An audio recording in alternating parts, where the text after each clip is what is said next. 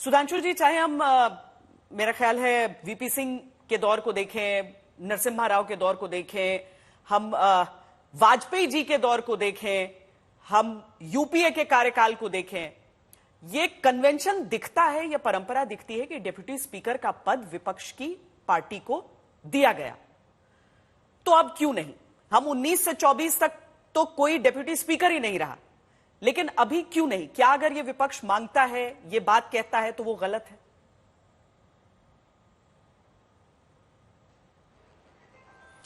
देखिए, जहां तक संसदीय परंपराओं की बात है, इस देश में अनेक प्रकार की अच्छी, स्वस्थ, प्रभावी संसदीय परंपराएं रही हैं।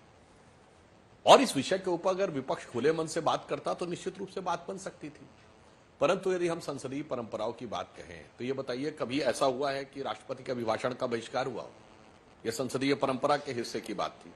जिस प्रकार का वातावरण पिछली बार दिखा, कभी ऐसा हुआ है कि जो लोग अपने अपने दल के नेता हों, मैं लीडर द हाउसेस की बात कर रहा हूं अपनी पार्टी के, कोई सामान्य सांसदों की बात नहीं, उन्होंने किताबें फेंकी हों, माइक उखाड़े हों, मेज के ऊपर चढ़कर नृत्य ऐसा किया हो, तो संसदीय परंपराओं को लेकर बहुत सारी चीजें पिछली बार से अब तक रही। और मैं ये भी बात कहना चाहता हूं, ऐसी बात नहीं कि हम उसके लिए तैयार नहीं थे, पर संसदीय परंपरा का पहला शर्त यह था कि पहले आप ये कहते कि हम सर्वसम्मति से तैयार हैं इसके लिए, फिर बात करते। अब देखिए ये क्या कह रहे हैं कि स्पीकर से पहले डिप्टी स्पीकर की बात हो।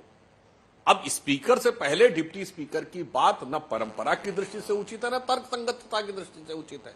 तो ये जो इनके कहने का विचार था वो बहुत युक्ति संगत नजर नहीं आता है। और ये एक नहीं, अनेक बार ऐसा हुआ है पिछले संसद सत्र में, पूर्ववर्ती संसद सत्रों में। अगर हम ये कहें तो 2014 और 19 में यह विषय क्यों नहीं उठा? इसका सिर्फ एक ही अर्थ है कि इस बार ताकत बढ़ गई है, और ताकत बढ़ गई है तो परंपराओं को चुनौती भी बढ़ गई है। अन्यथा ये स्वस्थ ढंग से आते, बात करते, जैसा कि शुरुआत रक्षा मंत्री जी की तरफ से हुई थी, तो मुझे लगता है, और जिस तरह के समाचार हैं, अब मुझे ये तो नहीं पता एग्जैक्टली क्या हुआ, कि बड़ा घटक दल इनका तैयार भी हो रहे थे, मगर फिर अचानक कुछ हस्तक्षेप हुआ। और अभी जो आप ही के चैनल में दिखाया जा रहा है, जो समाजवादी पार्टी के बाद दूसरी सबसे बड़ी पार्टी है तृणमूल कांग्रेस, वो कह रही है हमें तो कोई कॉन्फिडेंस में नहीं लिया गया है। तो मुझे लगता है परंपराओं की बात तो पहले वो करे जो अपने गठबंधन में परंपरा का पूर्ण निर्वाह कर रहे हो। अभी तो वहीं से लेकर समस्याएं हैं। अगर ये समाचार में है कि टीआर बालू आके बैठे थे और वो हाँ कर चुके थे, तब केसी वेणुगोपाल आते हैं, तो ये परंपरा थी या ये कांग्रेस की बुलिंग टैक्टिक्स थी कि भाई हम लीड लेंगे and you will have to fall in the line, और आपको हमारा पीछे आना पड़ेगा। तो मुझे लगता है कि बीजेपी के जितने भी नेताओं की तरफ से ये बातें कही गई है, कहा गया है कि आप लोग केवल सीधे सीधे कह रहे थे कि डिप्टी स्पीकर पे पहले बात करो, फिर स्पीकर की बात होगी। क्या इस तरह की बार्गेनिंग अव्वल कांग्रेस की तरफ से की गई? दूसरा, अगर ये किया गया तो क्या ये उचित था संसदीय परंपरा की दुहाई देते हुए? निश्चित रूप से सुधांशु जी एक सीनियर व्यक्ति हैं, और दुख ये होता है उनकी प्रवृत्ति जो है, सुधांशु जी की प्रवृत्ति नहीं मैं कह रहा, मैं समझता हूं भारतीय जनता पार्टी की प्रवृत्ति वो छिद्रान्वेषी प्रवृत्ति हो गई है, अतीत में झांकने की प्रवृत्ति हो गई है। एक स्वस्थ परंपरा की अगर हम बात करें, आपने देखा होगा 19 से हमारा डिप्टी स्पीकर का पद हमारा खाली है। इसके पहले जब भी जो संसद जो है लोक लज्जा से चलती है, संसदीय परंपराओं से चलती है, अगर विपक्ष की यह बात आई है कि संतुलन, अगर उसमें बात है, समन्वय की बात है, नियंत्रण की बात है, और डिप्टी स्पीकर देने में इन्हें क्या बात थी, जिन शर्तों की ये बात करिए तो स्वयं शर्त लगा रहे हैं। मानता हूं कि ये लोकतंत्र में संख्या बल बहुत महत्वपूर्ण होता है। जनादेश इन्हें मिला है, तो जनादेश मनमानी के लिए नहीं मिला है, जनादेश मिला है संसदीय परंपराओं को निर्वहन हम कैसे करें, और उनको दायित्व बोध इन्हें होगा, संसदीय परंपरा को बोध होगा, तो मैं समझता हूं नौबत नहीं आती। हम तो उनका समर्थन करने के लिए तैयार थे, लेकिन जिस प्रकार इनके विचारों में, मैं समझता हूं विचारों में परिवर्तन आया, और हमारे खड़गे साहब इतने सीनियर लीडर हैं, उनकी बातों की भी जिस प्रकार अवहेलना की गई है, एक स्टार्ट में प्रारंभ इन्होंने कब से किया कि परंपराओं कैसे उन्होंने अवहेलना की। के सुरेश जी सबसे सीनियर व्यक्ति थे, उनको उन्होंने प्रोटेम स्पीकर नहीं बनाया, दलील इंटरप्रेट अपने तरीके से के मनुकूल, उनके जो मनुकूल है उस तरह से उन्होंने इंटरप्रेट किया। क्या यही संसदीय परंपरा है? क्या सदन की यही खूबसूरती है? मैं समझता हूं, और बार बार मेरा एक उनसे अनुरोध भी है कि छिद्रान्वेषी प्रवृत्ति त्यागे, अतीत में झांकने की प्रवृत्ति त्यागे। ईश्वर ने 2 आंखें आगे दी, आगे सोचे कैसे हम लोकतंत्र को और मजबूत करें, कैसे संसदीय परंपराओं को मजबूत करें, उनकी बातें करें तो मैं समझता हूं बेहतर होगा। ठीक है, आप कह रहे हैं कि इतिहास की तरफ न देखें। हालांकि मैं आपसे टीएमसी वाले सवाल पे भी आऊंगी, क्योंकि अभिषेक बनर्जी की तरफ से कहा गया कि नहीं, उनको पूछा गया। लेकिन मैं पास्ट नहीं, मैं प्रेजेंट की ही बात अगर करूं प्रियंका जी, तो मैं आपसे ये जानना चाहती हूं कि अभी जो ऑपोजिशन रूल्ड स्टेट्स को ही हम देख लें तो वहां कहीं भी डिप्टी स्पीकर विपक्ष का नहीं दिखता है।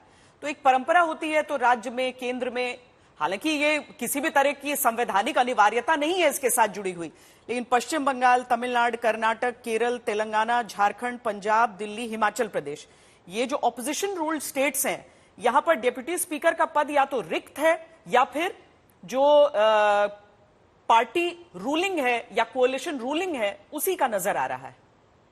प्रियंका जी। तो सबसे पहले तो मैं ये कहना चाहूंगी, परंपरा बदलने की शुरुआत जिन्होंने की तो उनको उन्हीं की दवाई देने का समय आ गया है।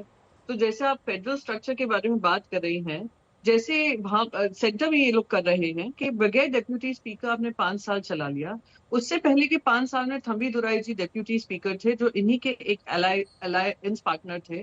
तो परंपरा तो बदलना आपने शुरू किया। एलओपी की पोजीशन हटाना, वो 10% का हवाला देकर कहना कि हम एलओपी को सम्मान नहीं देंगे, और बाकी सारी संसदीय मर्यादा हो, 150 से ज्यादा आप एमपीज को बर्खास्त कर देते हैं, फिर आप लोगों को डिस्क्वालीफाई कर देते हैं जब आपको मनचाहा, जब मनचाहा आप ऑर्डिनेंस ले आते हैं, जब मनचाहा डिस्कशन नहीं होता है बिल पे। तो जो संसद की परंपरा बदलने का काम सिलसिला शुरू हुआ, उसको ठीक करने की भी जिम्मेदारी इन्हीं की आएगी। तो आप जो हवाला दे रहे हैं कि फेडरल स्ट्रक्चर में आप देखिए वेस्ट बंगाल में नहीं, यहाँ पर नहीं, वहां पर नहीं, ये उसी का नतीजा है जो हम केंद्र में देख रहे हैं। तो अगर केंद्र में ही इस तरीके की राजनीति चलती है भारतीय जनता पार्टी की तरफ से कि क्योंकि हमारे पास सत्ता बल है, हमारे पास संख्या है, तो हम अभी मनमानी करेंगे। अरे अच्छा ये होता, आप तीसरा टर्म शुरू कर रहे हैं, आपके पास बहुमत नहीं मिला है। बहुमत नहीं मिलने के कारण क्या क्या कहे गए हैं, जैसे आपने संसद की परंपराओं को दरकिनार किया, आपने प्रजातंत्र का गला घोटा, आपने महंगाई को दरकिनार किया, आपने युवाओं की बेरोजगारी को ध्यान नहीं दिया, आपने महिला सुरक्षा का ध्यान नहीं दिया, आपने बढ़ती महंगाई का ध्यान नहीं दिया, आपने भ्रष्टाचार का ध्यान नहीं दिया। इसलिए आपको 240 पे लाकर जनता ने भेजा, और आप दिखाने का एक नैरेटिव शुरू करना चाह रहे हैं कि ये तो कंटिन्यूटी है, वही एजुकेशन मिनिस्टर रहेंगे, वही फाइनेंस मिनिस्टर रहेंगे, वही आपके डिफेंस मिनिस्टर रहेंगे, वही कंटिन्यूटी आप दिखाकर स्पीकर को भी वही ला रहे हैं। स्पीकर कौन है? अभी मैं ज्यादा बोलना नहीं चाहूंगी, आप बताइए कि स्पीकर की जिम्मेदारी क्या होती है? संवैधानिक पद से ऊपर हटकर प्रजातंत्र के नियम कानून का पालन करना, चाहे आप सत्ता पक्ष में हो या आप विपक्ष में हो।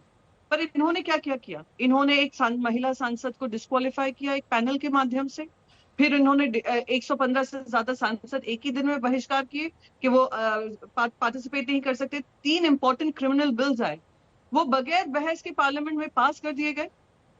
फिर आपने शिवसेना, जब पार्टी टूटी थी, सबसे पहले आपने उनको बुलाकर, जो टूटा हुआ हिस्सा था, सुप्रीम कोर्ट में कार्रवाई चल रही थी, आपने निर्णय किया कि पार्लियामेंट्री पार्टी ऑफिस उनको दे दिया जाएगा।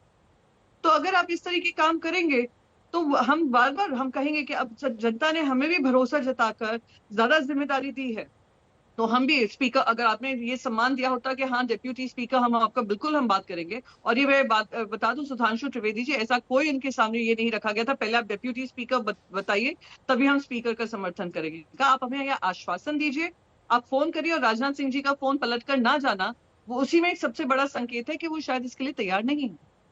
सुधांशु जी। देखिए, प्रियंका जी सांसद हैं तो उन्हें बात सही ढंग से कहने चाहिए। उन्होंने कहा 10% का बहाना बनाकर नेता प्रतिपक्ष न देना।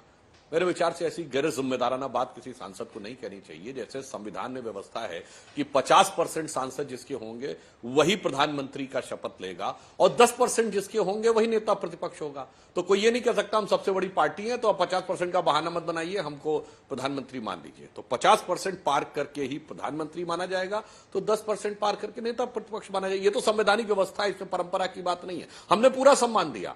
आपको याद हो जब नई संसद का समय था, 75 वर्ष पूरे होने का कार्यक्रम था, आप भी उस समय रही होंगी इसमें जो सेंट्रल हॉल में, तो अधीर रंजन चौधरी जी मंच पे थे ना, विधिवत थे, पूरे उसी ढंग से उनका भाषण हुआ जैसे नेता प्रतिपक्ष का होता है। तो हमने उस परंपरा का निर्वाह किया कि एक ऐतिहासिक अवसर है। उस समय पर भले ही वो टेक्निकली नेता प्रतिपक्ष नहीं थे, पर अगर हम माने तो सैद्धांतिक दृष्टि से हमने उनको व्यवहारिक दृष्टि से मानते हुए उसका सम्मान दिया। परंतु यहां मैं एक और बात कहना चाहूंगा, हमने तो सारे एनडीए के सहयोगी दलों के साथ तय किया था कि ओम बिरला जी होंगे। एक तो मैं उनका साधुवाद दूंगा, उन्होंने एक्सेप्ट कर लिया कि विपक्ष ने कहीं नहीं दिया है तो वो ठीक है, मगर हमें यहां पे चाहिए। चलिए, हमने तो ओम बिरला जी का नाम किया ना, आपने क्या सारे दलों से बात करके बताया कि हमारी तरफ से डिप्टी स्पीकर कैंडिडेट होंगे? तब आम सहमति बनेगी ना दोनों पे कि भाई हमारी तरफ से ये, हम आपकी तरफ से ये। यहां तो छोड़िए, नाम तो छोड़िए, अभी किसी को यही नहीं पता है कि किसकी किससे बात हुई है, किसने किसको बात कही है। जो दोनों घटनाएं में क्या रिपीट करूं, अभिषेक बनर्जी जी कह रहे थे हमसे तो बात ही नहीं हुई है, उधर पता चला कि टीआर बालूजी राजनाथ जी कमरे में बात कर रहे थे, पीछे जाके केसी वेणुगोपाल पहुंच गए। तो मुझे तो यह नहीं समझ में आ रहा है कि अभी इनका खुद ही किसी प्रकार का डिप्टी स्पीकर का तय ही नहीं। अच्छा, देना है तो किसको देना है यही बता देते, कि कांग्रेस को देना है कि फलाने को देना है, यह तक नहीं पता है। व्यक्ति छोड़िए, दल तक नहीं पता है, और हम अपने राज्य में देते नहीं है, मगर हमें चाहिए। मुझे लगता है कि इस तरह की जो व्यवहार है ये बिल्कुल भी संविधान की और नैतिकता और मर्यादा के अनुरूप नहीं। और वैसे मैं एक और बात कह दूं, जो संवैधानिक गरिमा की बात करते हैं तो याद करिए, इस देश में सर्वोच्च संवैधानिक संस्था कौन है? Executive body, highest, union cabinet है ना। यूनियन कैबिनेट का ऑर्डिनेंस अगर पब्लिकली फाड़ के कोई फेंक दे तो क्या हुआ? वो संविधान खतरे में नहीं हुआ, वो संविधान के चिन्ह उड़ाना नहीं हुआ, तो वो तो कुछ था ही नहीं। वो तो संविधान, ये बताइए, संविधान ये यूनियन कैबिनेट से ऊपर national executive, national advisory council बन गई नहीं, वो तो कोई संविधान का उल्लंघन नहीं था। That was a secular symphony of constitution, मतलब वो तो कहीं कोई समस्या ही नहीं थी। एनएसी की चेयरमैन, जिनको सिर्फ कैबिनेट का रैंक था, उनकी बड़ी फोटो लगती थी और प्रधानमंत्री की छोटी फोटो लगती थी। एनएसी की चेयरमैन को सर्वोच्च न्यायालय के कहने पे इस्तीफा देना पड़ा था ऑफिस ऑफ प्रॉफिट में सोनिया गांधी जी को 2006 में, याद करिए, क्योंकि वो असंवैधानिक माना गया था और तब उन्हें रीइलेक्ट होकर आना पड़ा था। ये शायद 2006 या 2007 की बात है।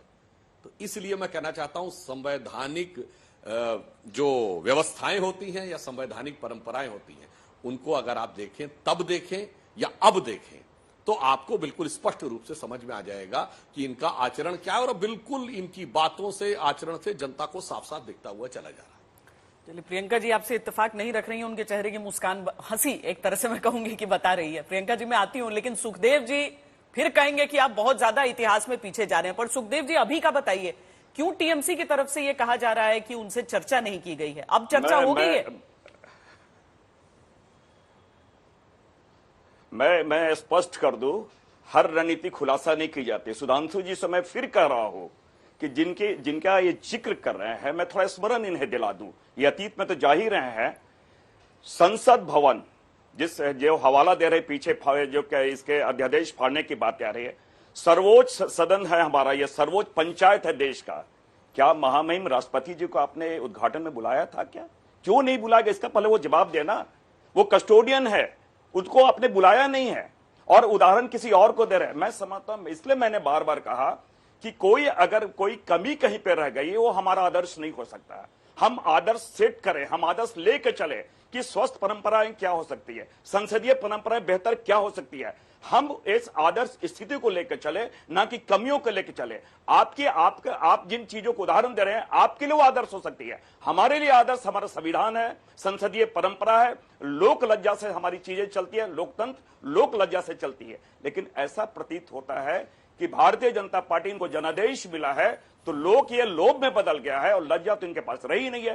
तो इस स्थिति से ये सदन हमारा नहीं चल सकता। और इनको ये कैसे पता किनसे हमने बात की है, किससे नहीं किया, रणनीति खुलासा नहीं की जाती है।